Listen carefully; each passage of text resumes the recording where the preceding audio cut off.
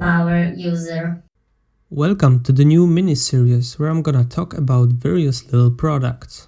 And today on my table we have an Apple Silicone case, an elderberry color.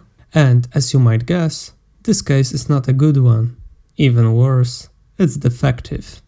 It's not a bad one though, and that's why I will start with pros. This soft internal mesh is something that all cases should definitely have. If any small object, for example grain of sand, will get inside, the mesh will stop any movement of it, protecting your device from scratching. This is really an underrated feature and I appreciate it. But you don't have to care about it if you don't switch your case as often, because Apple Silicone case fits perfectly. It would be strange if it wouldn't be, right? After all, this is Apple case for Apple device. I'm trying to say that after some time this case is not going to be loose. It's really sturdy and shaped nicely. The plastic under the silicone layer is responsible for that. And it's also responsible for protecting our cameras. We can see this plastic bump separating iPhone cameras from the direct contact with the surface. I didn't have it in my previous case, and here you can see the effects of not having one. Speaking of matching to the phone, all cuts and holes are also very precise.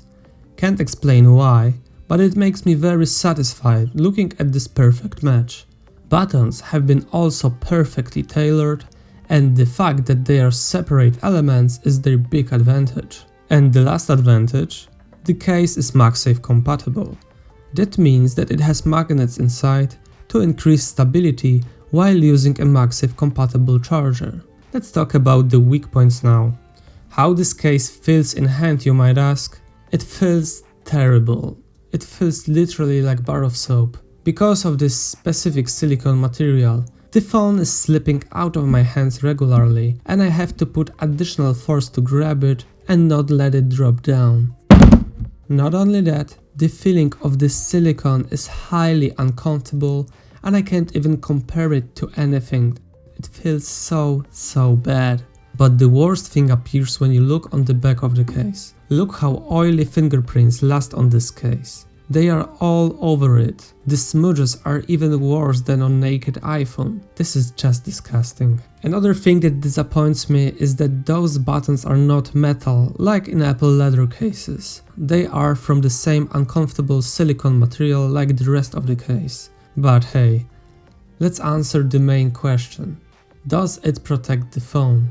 The thickness of this case is really well balanced, not too thick to uncomfortably operate the device and not too skinny to not protect it from dropping. And I'm not going to lie, I dropped my iPhone a few times. We all know that this happens regularly to most of us.